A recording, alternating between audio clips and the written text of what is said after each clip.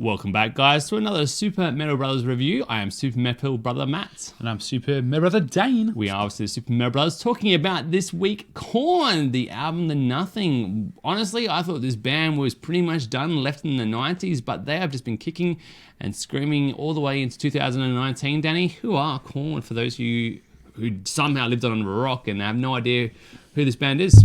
Yeah, Korn are pretty massive. I mean, they have millions of followers and views, so for a metal band, it's pretty awesome. It's unreal, right? So they were pretty massive in the 90s when new metal was the new crazy. thing. Yeah, not that's to right. be redundant. Yeah. And they've just held on and they've come back and they've just keep doing it. They released that album 2 years ago. I didn't hear it. No. I heard one song was pretty cool. That film clips all like with the taxidermy stuff. Yep. That was pretty badass. Yeah. Decent song as well. The band's known for it in the day, having those like hip hop rhythms, some dissonance using guitar lines, the lower end of the guitars with all those drop chords and stuff like that, drop tunings, I should say. Bass that is almost recognizable no matter where album you listen to. It feels like the strings are so loose that they're slapping against the pickups. I think you can actually use the strings as like a guitar strap. Yeah, it's so loose. There is an iconic sound they've done for, and obviously Jonathan Davis, the frontman as well. His sound is obviously instantly recognizable with his H.R. Geiger looking microphone stand. It is a band that most people are instantly recognizable and have reactions for or against. You know, you got bands like Nevermore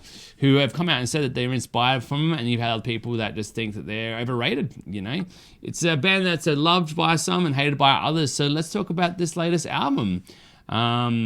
Danny, straight off the bat, what do you want to talk about first with The Nothing from Korn? Well, their cover art's pretty interesting. That must be like when you guitarists travel and you take all your equipment out of your bag and all your cables are just like tangled mess. Like, oh, great. Yeah. As a touring artist, what I noticed is that you can roll them up in that, but once you leave it in luggage, I don't know what happens. Someone must go in there or Qantas have a field day and you take it out and that's what you're looking at. Sounds like earplugs and earphones. You put them in your pocket. You're thinking, like, come on, man, it's like spaghetti. What's going on here? But enough about that. What do you think of the album as a whole? We want to start from the good things that you enjoyed about this album. Yeah, so the album was, again, I'm not the massive biggest Korn listener or follower over the years. They were around the mid-90s when I was a teenager, but I was still into like Deep Purple and Sabbath. And I was under that impression if it's on, like, because it made like the radio and our video hit show.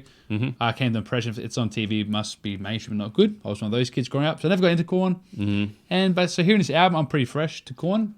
Yep. And the album, I enjoyed it. Yep. I think it's quite engaging, and even though it's like obviously not technical, they're not a technical band, they're not going for technical. No way. But it's still quite engaging. The songs are very dynamic enough to keep you wanting to hear the next song. And no guitar solos at all. No guitar solos.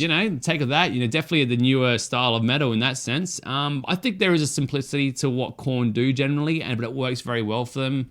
They generally find themselves having good hooks. Whether it's Jonathan Davis's vocal lines, the guitar work being just simple enough for the drummer to work around and really embellish some of those chords. I mean, like, a lot of these choruses, man, were just open chords the whole time. But they are memorable. Those choruses are memorable. Even the verses, give a lot of time for the singing and the vocal lines to really come out. It's got a very clear and crisp production to it. It's very much a new way of production where I felt like back in the day they had a certain rawness about their style. This here really feels like a modern production. Yeah, I guess these guys have the money so they can do it. They can afford it now, yeah. Yeah, so I think that's the big issue with it. I think I'm surprised. I think at one stage they were like no more music, but they keep going. Yeah. The album again starts off with the classic, more of a heavy band would do, and they do like a opening track which doesn't really need to be done or go anywhere. Yeah, I guess it's a very weird track. They have bagpipes in it. It's a feel of a happy vibe, but towards the end there's a lot of weird crying that just seems really. The end begins, so maybe it's like about his day that turns bad very fast. I'm not sure, but it's a little strange, and it really reminds me of In Flames' vocal lines as well. This album for some reason, and I think the reason why is because these choruses are so more like death metal with that pop infusion. Where they'll depart from bands like In Flames and so, because obviously they have more centered around grooves and the riffs being more about, just setting a template for the drumming to connect with rather than having fancy lines or shred or all. Yeah, but that second song, like Cold, definitely is like, for me, a mellow death song. It's got everything. It's got a bit of growls, a bit of the heaviness, then the open like feeling in the chorus, which again sounds very In Flames-y. Yeah, so yeah, the chorus definitely is very much of that melodic death metal nature. There's symphonic stabs as well that you hear in those kind of things as well. And I think that feel really goes up until the Seduction of Indulgence. So the first 4 tracks, particularly Idiosyncrasy, Darkness is Revealing, and You'll Never Find Me. These are all decent tracks, you know. They've got a feel about them that works really well. Concentrations on breakdowns, obviously. They're not bad tracks, though. They're fairly memorable, and they go along at a fairly good pace. Yeah, definitely. And they do well, like, I guess they do their staples of mixing in the different, like, effects and white noises to create a bit of tone and a bit of eeriness and a bit of angst, which is all fine. It all goes well. They blend together. A lot of the lyrical content and in this is quite interesting. Very aggressive, very weird, especially that like 1:40 song. I can't remember what's that. The one in the middle where he talks about like rape and death and stuff. He just keeps throwing those words over. I'm pretty interested to know what headspace he was in when he wrote the lyrics. It's a dark sounding album, absolutely. It is a darker sounding album. From what I remember, Korn, I remember them having a certain dissonance in their writing and certain like note selections and stuff that isn't conventional in that sense, but this here has a sad feel to it, and I think something happened to the singer for it to be that way. I didn't look into it too much, but I would say generally though these songs have a good presence of building up to the end, where the ending is really much the breakdown, but further embellished to make it sound even bigger. I will talk a little bit about some of the things that maybe we consider negatives from some, but for others just part of the course. Each song has a very much standard pop metal or pop structure to it. It's all about, you know, the verse, chorus, bridge, chorus, ends. And it all works. Every song feels like it's working towards the breakdown, which is then finished at the end of the song as well. But I guess there are different variations from each verse as well, though. It's hard to, it's not to say that the songs that have variations in it, it's just that the structures themselves are fairly predictable. And I think as a listener, you're pretty conditioned to know what's going to happen next. And I think for some reason that does draw the listener to like that, because they have that familiarity and they have that connection with it.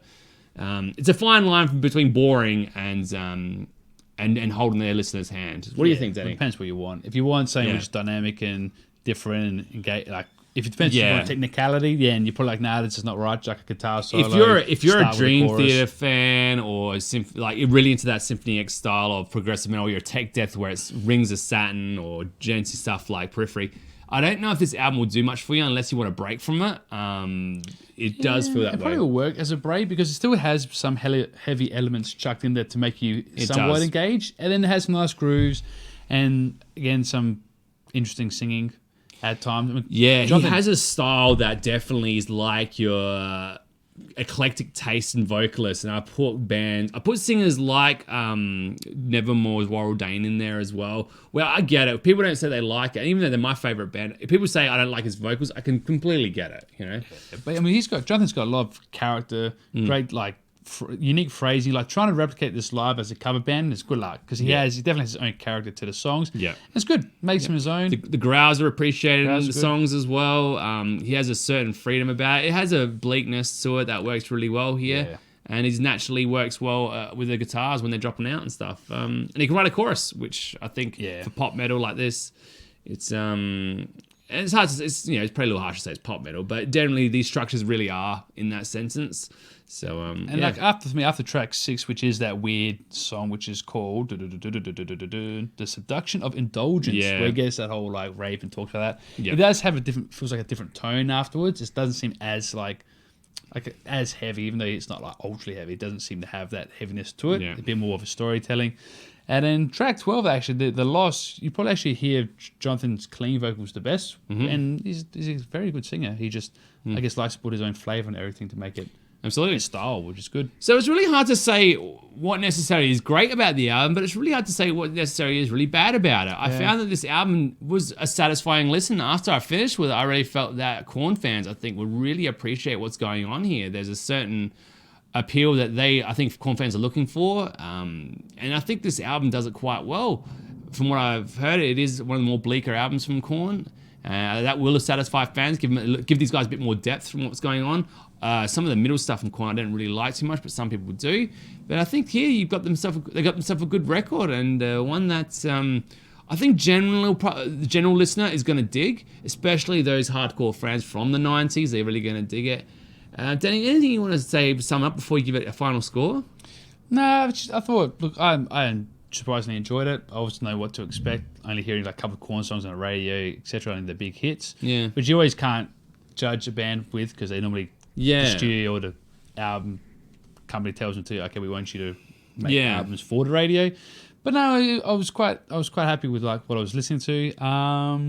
Again, musicality wise, it's probably not over technical. No. But if you want to see how you can be creative in a song and how you can throw different elements in there and still get it to work and be engaging, then it's actually not too bad. I think these guys here could play with like Devin Townsend's new stuff because they have like those weird melodies chucked in with the angsty stuff, and they go off and they play like some different like white noises in the background as well. So it could be interesting to see them play with them and Avatar. Those three bands get together, actually be probably a decent show.